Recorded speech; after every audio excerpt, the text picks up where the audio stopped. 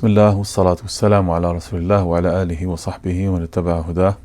Assalamu alaikum, dear brothers and sisters. What we learn in Ramadan, we learn in Ramadan that the coming together of the word unity or al-wahda is a blessing, and its division is a tribulation. Ponder how the rows and the lines came together in prayer in Qiyam during Taraweeh in Ramadan, and how souls harmonize at the tables of Iftar and the tables of Suhoor as well. He sallallahu alaihi wasallam said, indeed, when a man prays with Imam until he finishes, it is recorded for him as praying the whole night. So the hadith is pointing out the virtue of gathering in obedience. Indeed, when a man prays with the Imam until the Imam finishes, it is recorded for him as praying the whole night. The Prophet ﷺ said, Salla ma'al Imam. He prays with the Imam. So it doesn't mean he prays a little and then leaves, but rather he stays with the congregation from the beginning until the end. The virtue of gathering jama'ah is not only in the manner of prayer, but it is in the continuity with the congregation. And he says, sallallahu alaihi wasallam, hatta yansarif, until the Imam finishes, meaning he completes the prayer with the Imam until the Imam says, Assalamu alaikum. In Ramadan, whoever prays Isha and Taraweeh with the Imam until he finishes is recorded for him as having prayed the whole night. كُتِبَ لَهُ قِيَامُ لَيْلَةٍ. It is recorded for him as praying the whole night, even though he did not pray the entire night.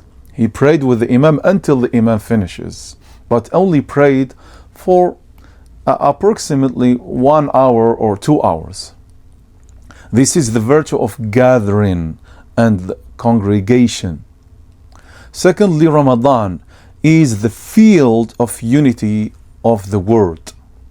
Gathering of rows in the masajid, rows tightly aligned as if they were one single body, the rich and the poor, the ruler and the subject, standing in one row. No distinction between Arab and non-Arab, except by taqwa, piety. Harmonizing of hearts at iftar tables, families gather after a whole day of separation. Neighbors exchange dishes of food. Masajid feed the fasting people. Unity of the ummah in supplication, in dua. They all supplicate, O Allah, indeed, you are pardoning and you love pardon, so pardon us. They all repeat Ameen.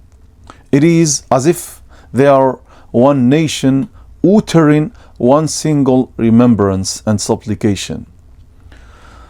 And souls harmonize at the tables of Iftar and Suhoor. Suhoor, as we know, is the pre-dawn meal, brings the family together at a time of night prayer, Qiyam, a farewell embrace before a new day begins. Iftar, which is breaking one's fast, it is the moment of shared joy where differences dissolve. Taraweeh, neighborhoods meet in the masjid. Neighbors get to know one another. I'tikaf, this is one of the abundant sunan in the month of Ramadan, which is the seclusion in the masjid, a community living together in the masajid or in the masjid, a complete life in the house of Allah subhanahu wa ta'ala for the last 10 days. Another thing, which is, why do differences dissolve in Ramadan? The first thing, which is the unified worship. We all fast together. We all break our fast together. We all stand in prayer together. No one breaks their fast in secret. No one prays alone no